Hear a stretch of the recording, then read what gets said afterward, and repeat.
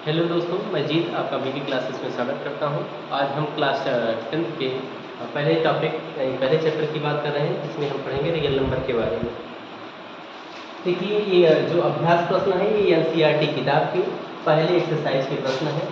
चलिए इन्हीं को समझते हैं डिटेल्स में और जानने का प्रयास करते हैं कैसे इन प्रश्नों को हम आसान तरीकों में हल कर पाएंगे। चलिए देखिए, पहले प्रश्न को अगर हम देख रहे हैं तो कहा गया निम्नलिखित संख्याओं को अभाज्य गुणनखंडों के गुणनफल के रूप में व्यक्त कीजिए। ये जो दी गई संख्याएं हैं इनको हमको करना क्या है, अभाज्य गुणनखंडों के गुणनफल के रूप में व्यक्त करना है। इसके लिए हम करते क्या है, जो भी हमारी संख्याएं दी गई है जैसे 140 है, 156 है, 3825 है, 5005 है और 7429 है। इनको हम क्या करेंगे, पहले अभाज्य गुणनखंड इनका ज्ञात करेंगे। क्या ज्ञात करेंगे, अभाज्य गुणनखंड कर रहे हैं। अभाज्य गुणनखंड निकालने के बाद फिर जिनसे ये मान कट रहे होंगे उनके गुणनफल के रूप में इसको हमको व्यक्त कर देना है। चलिए देखते हैं, संख्या है 140, इसका पहले हम अभाज्य गुणनखंड करते हैं। ये देखते हैं 140 संख्या, इसका अंतिम अंक क्या है, 0 है। तो हम जानते हैं ये 2 से विभाज्य हो जाएगा। 2 से विभाज्यता का नियम हमको पता होना चाहिए कि जिस भी संख्या का इकाई अंक 0, 2, 4, 6 या 8 होता है वो संख्या 2 से उल्टे विभाज्य हो जाती है। 2 से इसको हम भाग करेंगे तो देखेंगे 2 से 14 और 2 दिनों में 0। अभी भी 2 से विभाजित हो रहा, चलिए आगे विभाजित करते हैं। 2 से इसको हम भाग देंगे, 2 3 6, 2 पंचे। अब इसके बाद में देखेंगे 2 से नहीं कटेगा। इसके बाद फिर हम 3 से चेक करते हैं। 3 से विभाज्यता का नियम ये कहता है कि संख्या के सभी अंकों का योग अगर 3 से विभाजित हो जाएगा तो ये संख्या 3 से विभाजित हो जाएगी। लेकिन 5 3 हम देख रहे हैं 8 ही है, 8 3 से विभाजित नहीं होगा। इसके आगे चलते हैं, अब हम बात करते हैं 5 की अभाज्य संख्या में। तो 5 से विभाज्यता का नियम क्या कहता है कि इकाई अंक 0 या 5 होना चाहिए। फिर 5 से विभाजित हो जाएगा, 5 से 35। अब इसके बाद 7 बचा, 7 से डिवाइड हो जाएगा, 7 एकम। अब इस 140 संख्या को हम देखें, 140 को हम क्या लिख पाएंगे, 140 को हम बताएंगे यहाँ से। ये जिन अभाज्य संख्याओं से विभाजित हुए हैं उनके गुणनफल में इसको हम व्यक्त कर सकते हैं। 140 को हम लिखने वाले हैं 2 गुणे 2 गुणे 5 गुणे 7। या फिर हम इसको ऐसे भी कह सकते हैं, 2 2 बार है, 2 की घाते 2 गुणे 5 गुणे 7। यही क्या हो जाता है कि इस संख्या का अभाज्य गुणनखंडों के गुणनफल के रूप में प्रदर्शन हो जाता है। इतनी बात डन हो गई। अब चलते हैं हम अगले प्रश्न की ओर। इसमें क्या है, 156 दिया गया है। ऐसे ही 156 का अगर हम अभाज्य गुणनखंड करते हैं तो यहाँ से देखेंगे 2 से विभाजित होने वाला है, 2 से 14, 2 और 16 हो जाता है।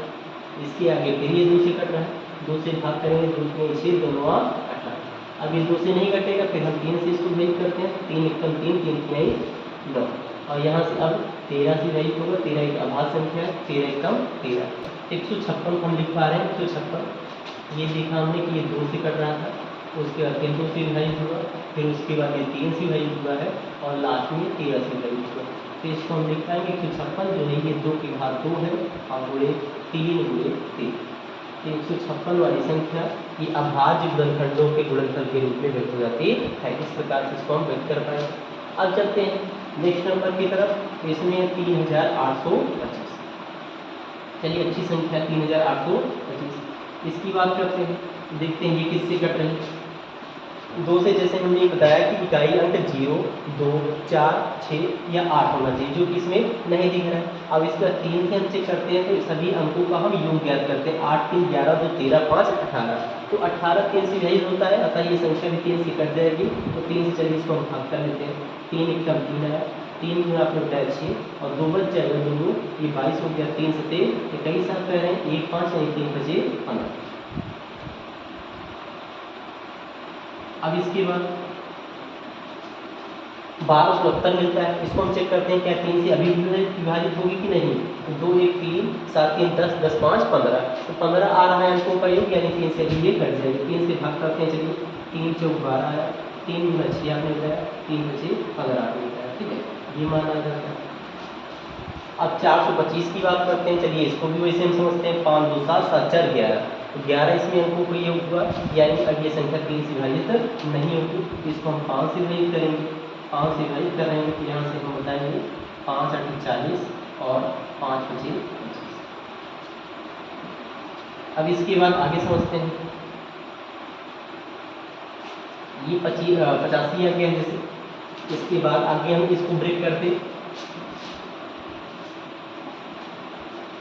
तो चलिए हम देख रहे थे कि 425 आ गया था, इसको हमने देखा कि 5 से विभाजित हो रहा है तो 5 48 5 5 25।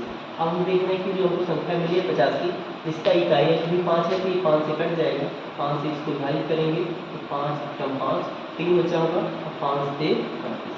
अब ये 17 एक अभाज्य संख्या होती है, तो अभाज्य संख्या वे संख्या है जो एक और स्वयं से ही विभाजित होती है, तो 17 17 से ही विभाजित होगा, 17 एकम 17। अतः हम इस 3825 को क्या लिख पाएंगे, तो आप देख रहे हैं कि यहाँ से जो भी नंबर थे उनको विभाजित किए हैं उन्हीं के गुणनफल में इसको लिखेंगे।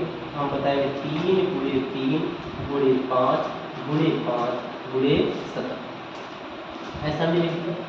अब आगे देखिए 3 दो बार है तो 3 को हम 2 पावर में लिख देते हैं, 3 घात कितना आ गया, यहाँ से 2 आ गया, और उसके गुणे 5 की घात भी यहाँ से बताएंगे, 2 बार 5 है इसलिए इसकी घात क्या आ जाता है 2 आता है, और उसके बाद गुणे में क्या है 17। ये हो गया हमारा। अगले प्रश्न की ओर चलते हैं। देखिए अगला प्रश्न क्या दिया गया था, इसके बाद वाला प्रश्न हम देख रहे हैं 5005 है, तो 5005 का हम यहाँ से गुणनखंड करते हैं।